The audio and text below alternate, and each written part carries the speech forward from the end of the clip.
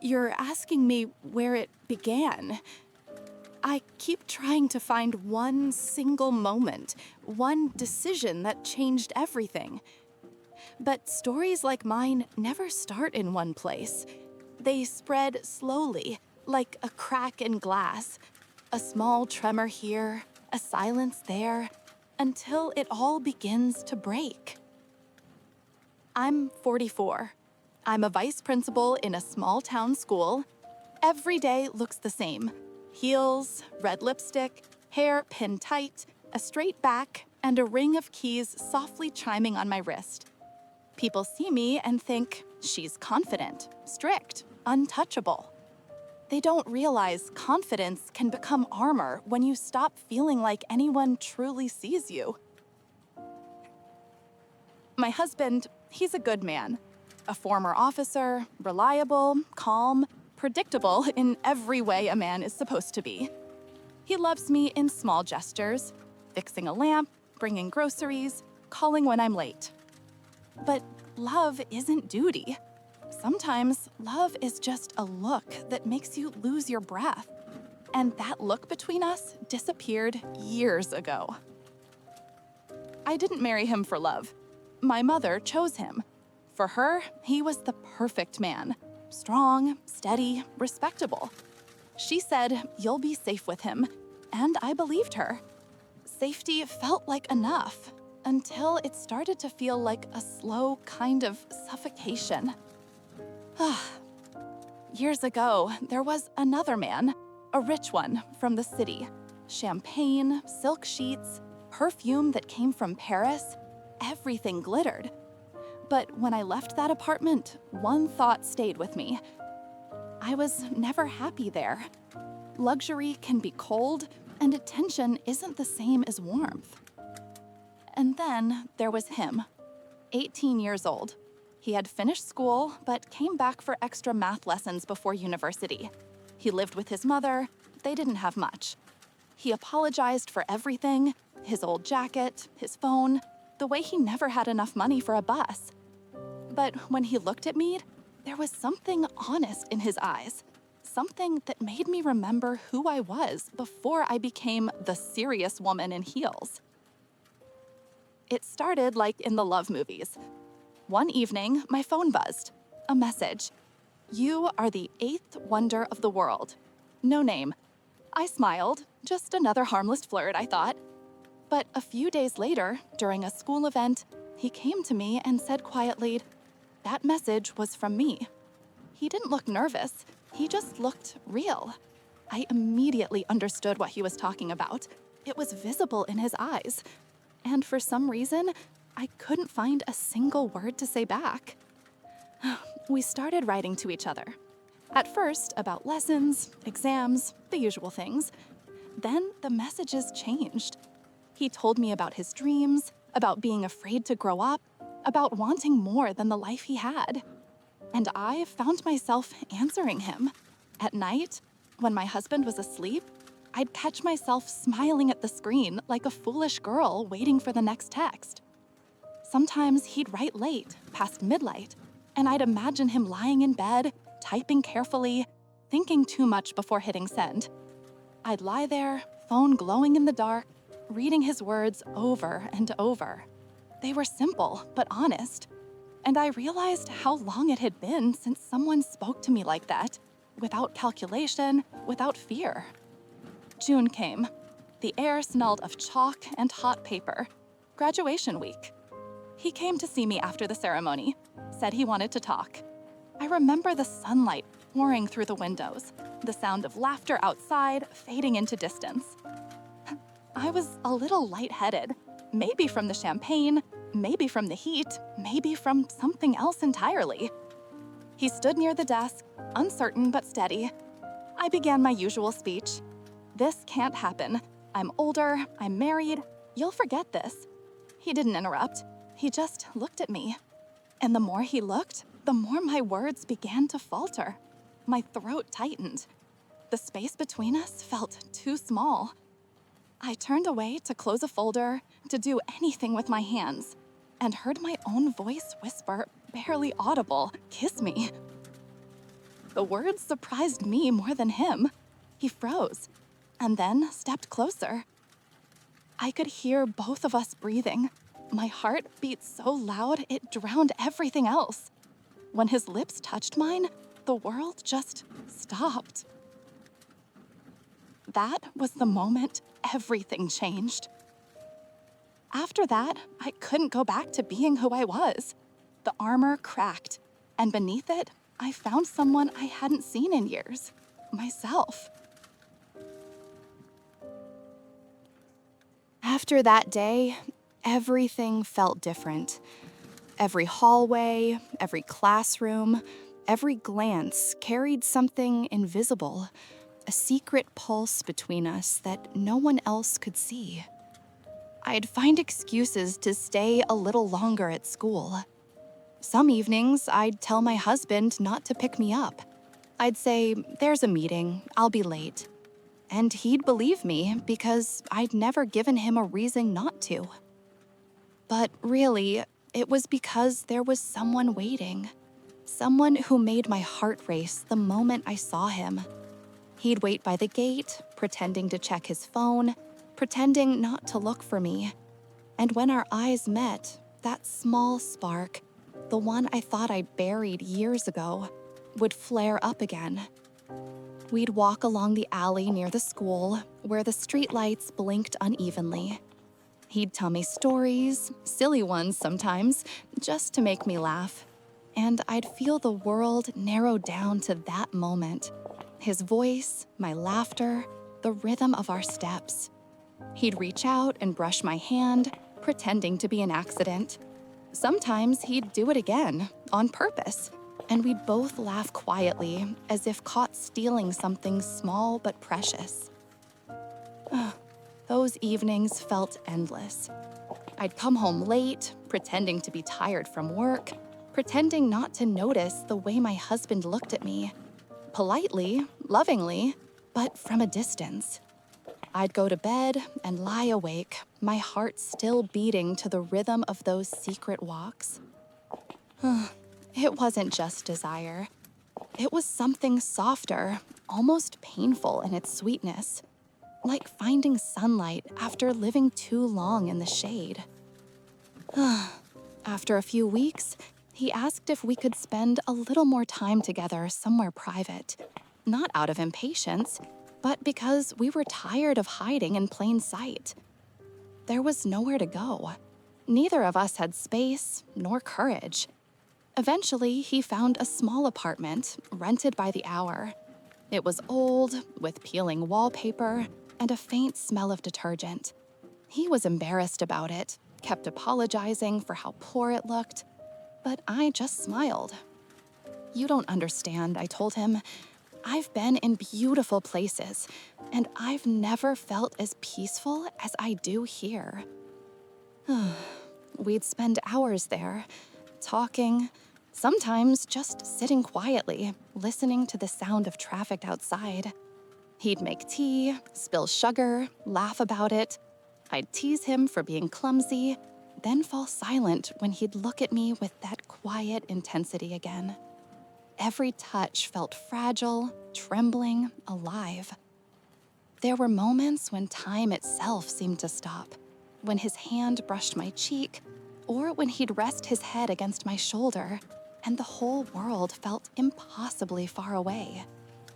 I told him once about the man I'd known before, the rich one, how everything looked perfect but felt empty, how expensive rooms could be colder than winter. He listened, and then whispered, "Then I'll make this place warm enough for both of us." And somehow, he did. We began dreaming out loud. He said he'd find a job, rent a little apartment, maybe outside of town. He talked about how I could leave, how we'd start again, just the two of us. I laughed at first, called him naive, but secretly, I started to imagine it too. We'd picture the mornings, coffee, sunlight, small things. He said he'd cook breakfast, even though he couldn't cook. I'd roll my eyes and tell him he'd burn the eggs. He'd say, "Then we'll just eat toast and laugh about it." And we would. Those little fantasies felt like air, light, fragile, but the only thing keeping me from drowning. When I looked at him, I saw everything I thought I'd lost: tenderness, curiosity, freedom.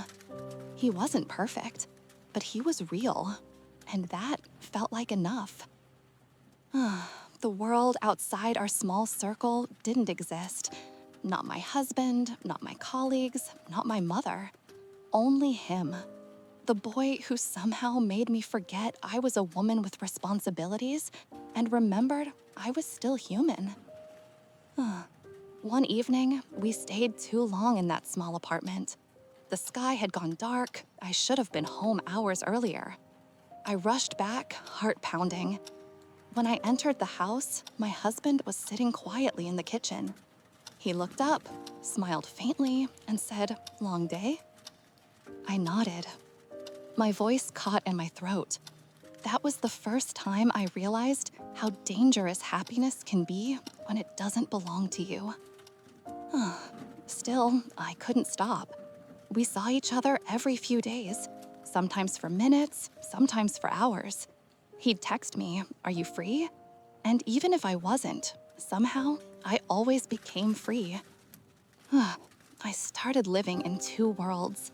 One silent, stable, full of kindness but no fire. The other, reckless, bright, and fragile as glass.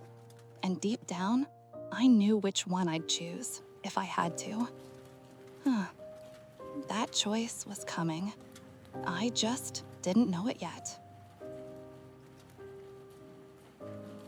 They say small towns never sleep. I didn't believe that until whispers started following me wherever I went.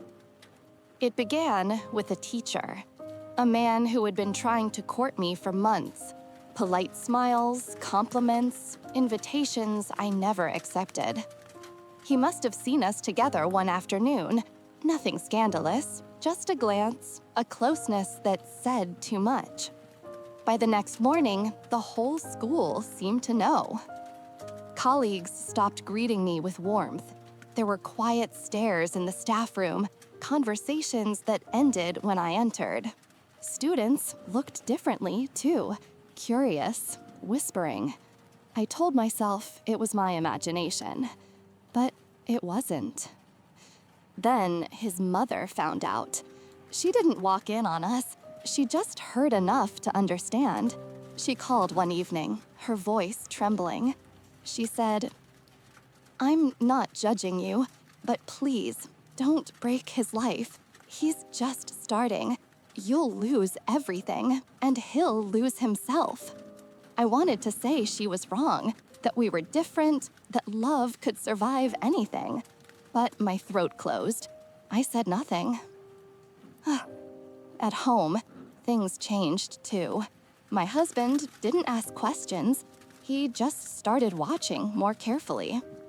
I stopped asking him to pick me up from work. When he came home early, I'd flinch, like a child caught doing something wrong. He didn't shout, he didn't accuse. One night, he just said quietly, "I love you, but I won't allow myself to hate you." Those words broke something in me. After that, our home became a place of silence. He'd fix the light bulbs, make tea, take out the trash. Every gesture gentle, every word measured. But I could feel the distance growing like a wall between us, and I knew he deserved better. At school, the pressure grew. The principal called me in, closed the door, and said, "You need to protect your reputation, the reputation of our school." Reputation. The word sounded like a sentence. I sat there, nodding, while inside, I felt the ground falling away. I tried to see him less, but love, once it becomes a secret, starts to demand more of you.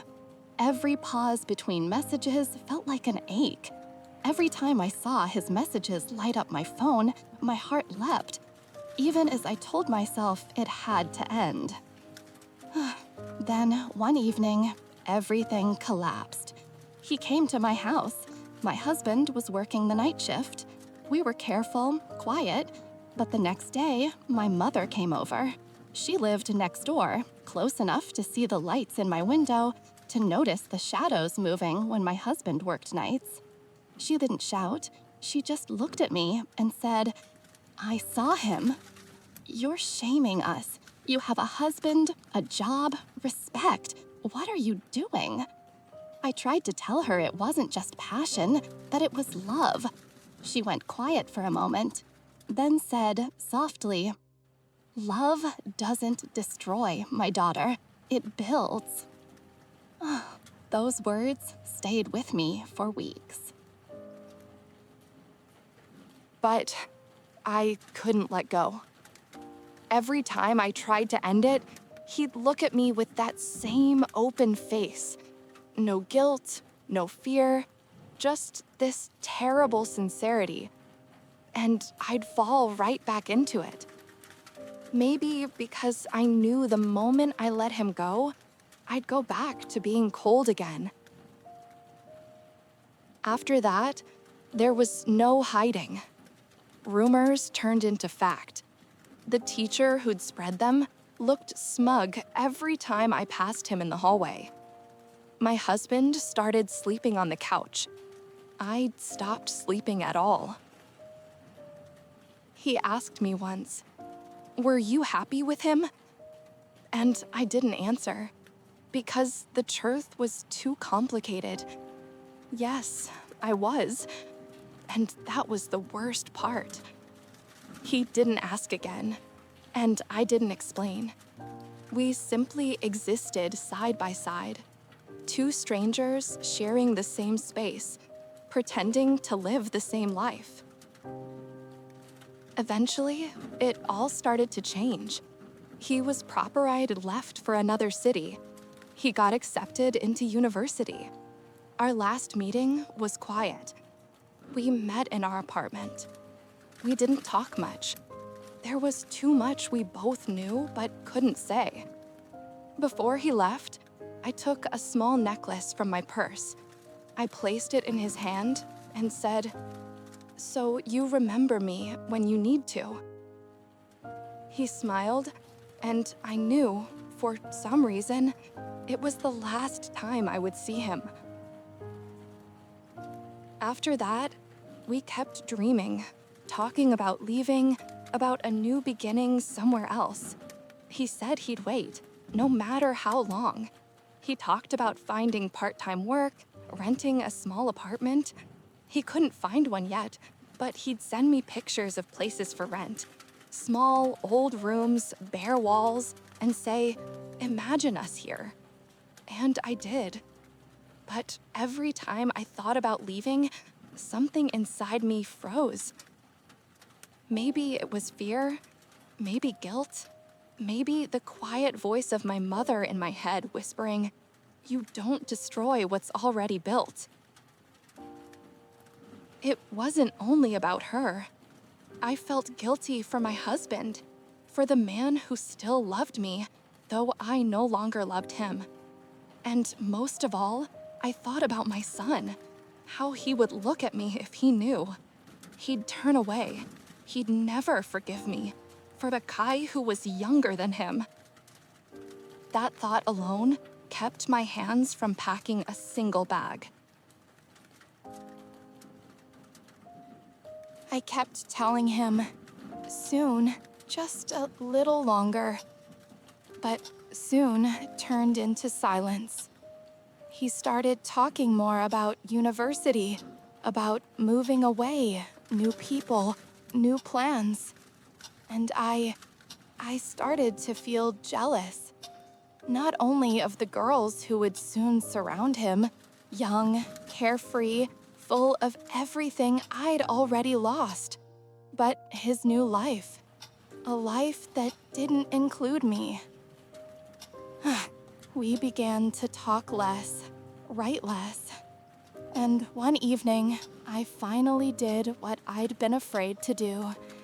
I told him not to write anymore, that it was over. He tried to answer, but I couldn't read it. I blocked his number, deleted his messages, and sat there staring at the screen until it went dark. And for the first time in months, the silence was mine. Life went on. I stayed. Same house, same routines, same husband.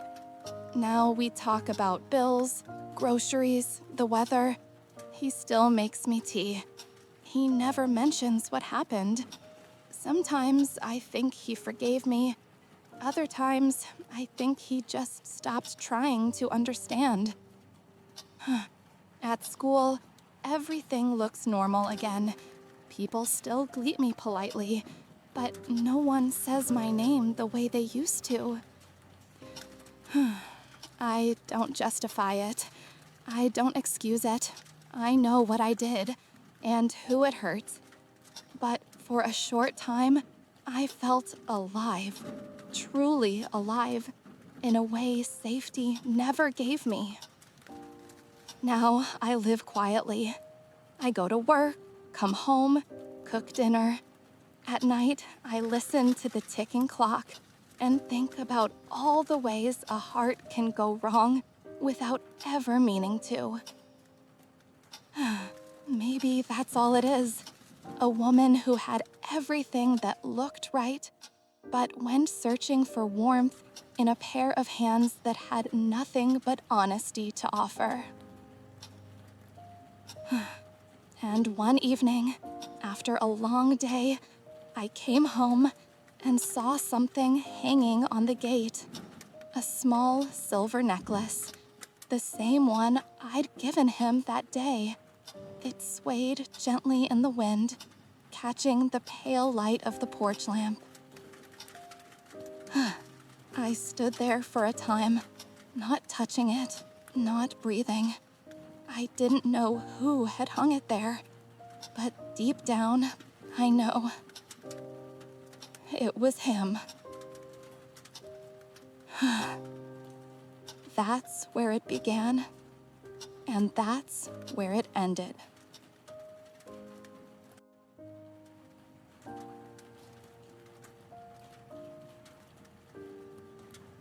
I was never the kind of man who talks about his feelings easily. Maybe that's what makes this harder. As a former officer, I was trained to stay calm, to keep things in order, to never show weakness. My wife, she's a beautiful woman, always has been. Even now, when she walks into a room, you can feel it. The way everything seems to stop for a second. Red lipstick, high heels, a confident walk. She's the kind of woman people notice. When we met, I couldn't believe she even looked at me. For me, she was something unreal. Too bright, too beautiful. I thought, if she says yes, I'll spend the rest of my life making sure she never regrets it. But deep down, I think I always knew she didn't marry me out of love. Her mother had a strong will, and when she said, "He's a good man, reliable, stable," that was all it took. My wife didn't argue. She just nodded, and I didn't question it, because for me, that was enough. I tried to give her everything I could. A quiet home, some comfort, the kind of peace I thought women wanted. But still, it always felt like I wasn't enough, like she was living a few steps ahead of me, and I was just trying to catch up. Her parents helped us a lot at first. Furniture, some money, things I couldn't afford. And every time, I felt smaller, like I wasn't the man she was supposed to be with. Sometimes I'd catch her eyes, calm, distant, and I couldn't shake the thought that maybe she looked at me with pity. But I kept going, because I believed love could grow out of time, care, and effort. That maybe if I just tried hard enough, she'd see me, really see me.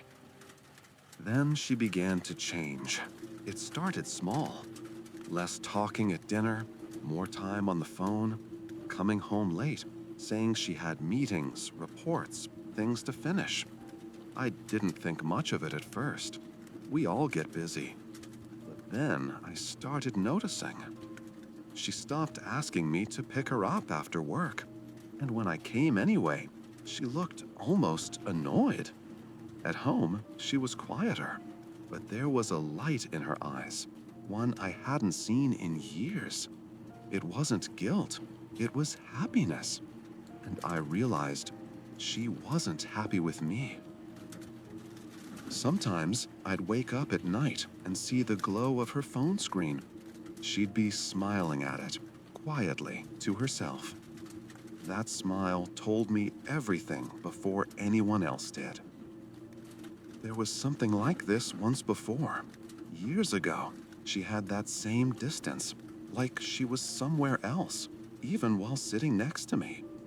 Back then, I thought it was just stress. This time, I knew it wasn't. One evening, I came home early. The house was silent. I found her in the bedroom, talking quietly on the phone. She didn't hear me at first. Her voice was soft, almost trembling, like she hadn't sounded in years. When she finally noticed me, she froze, put the phone down slowly, and I knew. I didn't yell, didn't ask questions, didn't want to make her lie to my face. I just stood there, feeling something inside me collapse, quietly, like a wall cracking from the inside. Later that night, I tried to reach out, not even for intimacy, just closeness, to remind her that I was still there. She pulled away, cold, sharp. And that was the moment I understood everything. After that, I stopped pretending. She stopped pretending. We just lived, day after day, like two people playing the same old roles, long after the show had ended. Then the rumors started. It's a small town. Everyone talks. You can't hide anything for long. I found out not from her, but from a teacher at her school, a man who'd been trying to get her attention for years. When she turned him down, and people learned she was seeing someone else, a much younger someone, his pride couldn't handle it. So he told everyone, the whole staff, the principal. Soon, the whole town knew. And suddenly, people started looking at me differently, with pity, the kind that stings more than words, because they thought I didn't know.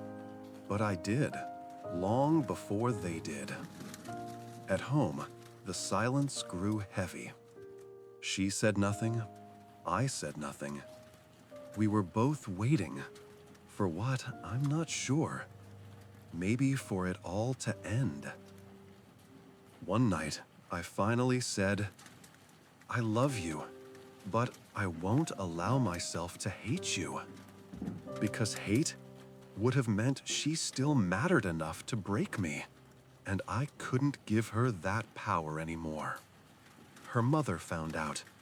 It was ugly, without shouting, but tears, shame.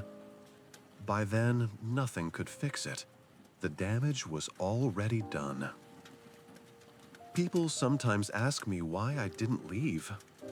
I don't have a good answer. Maybe I stayed because leaving would have made it real. Maybe I stayed because I still loved her, or because I didn't know who I was without her. So I stayed. We still live together. Same house, same routines. We talk about bills, groceries, the weather, like neighbors who share a kitchen. Sometimes she smiles. Sometimes she doesn't. And I pretend not to notice the distance that never really went away. Do I forgive her? I don't know. Forgiveness isn't something you say once and move on. It's something that either grows or it doesn't. Mine never did. But I didn't leave, and she didn't leave me. We just stayed. Two people holding on to what used to be love until it became silence. Every morning, I still make 2 cups of tea. Set one down in front of her. I don't ask if she'll drink it. Sometimes she does. Sometimes it stays there, untouched. And when I pour it out at night, it reminds me how quietly things can go cold without anyone noticing. People say time heals, but time doesn't heal anything. It just teaches you how to live with what can't be fixed. And that is what we are now.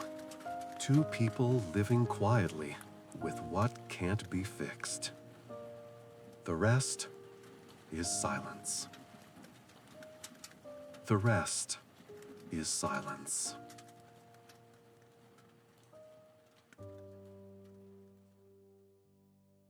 When people talk about infidelity, they often imagine betrayal as something simple, a choice made in a single moment. But it's rarely that clear. What we see here is something far more complex. This isn't a story about villains and victims. It's a story about 2 people who built a life together and then, somewhere along the way, stopped being able to reach each other. The woman, disciplined, admired, always in control, spent years living in a role that gave her respect, but quietly took her freedom. The man, loyal, steady, and devoted, believed that silence was strength, and that love could survive without words. And when silence becomes the language of a marriage, something else always starts speaking instead: loneliness, resentment, or that quiet hunger to be seen again. She didn't fall in love with a student because she wanted chaos.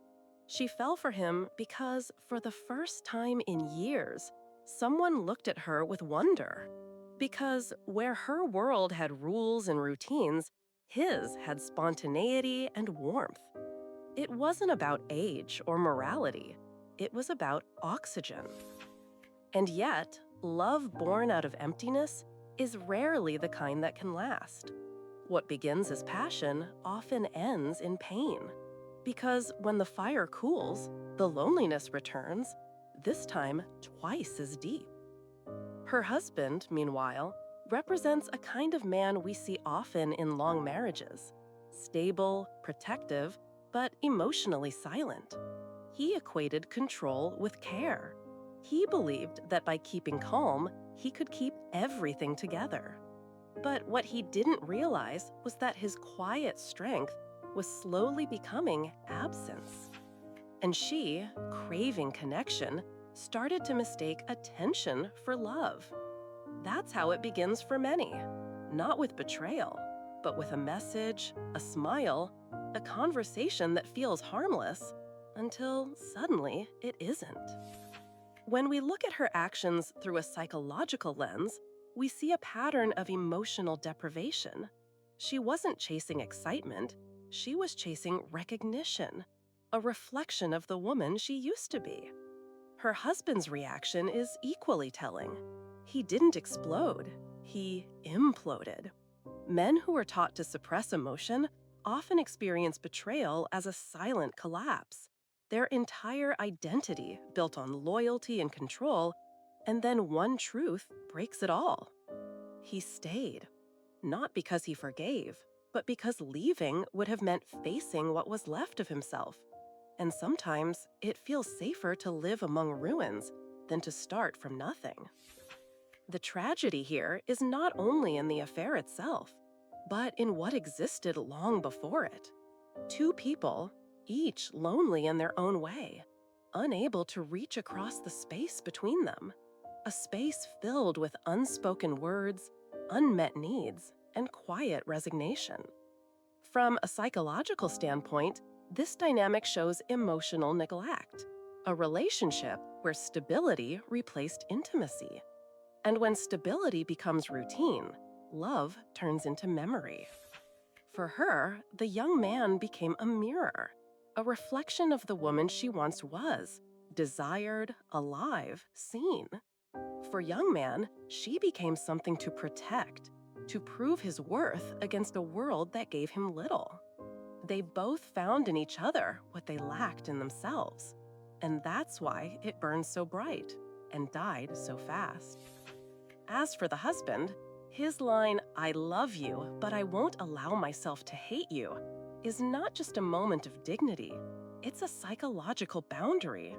The only way he could preserve his identity was to refuse to let anger define him. It's a defense mechanism, not forgiveness, but survival. And so they stayed together, bound not by love, but by shared silence, by habit, by the weight of a life too long lived side by side to walk away from. What we witness here isn't a love story. It's a study in human need, a reminder that emotional hunger can exist even in the safest homes, and that passion, when found in the wrong place, can feel like salvation until it becomes another kind of prison. In the end, no one really wins in stories like this. The boy lost his innocence, the husband lost his peace, and the woman lost herself trying to feel alive again. But maybe that's what makes this story human. Not the betrayal, but the truth that even the strongest, the most respectable among us, are still searching for warmth in a world that keeps growing colder. In psychology, we call that the hunger for connection. And if it isn't met, it finds its way to places it doesn't belong. That's not justification, it's simply understanding.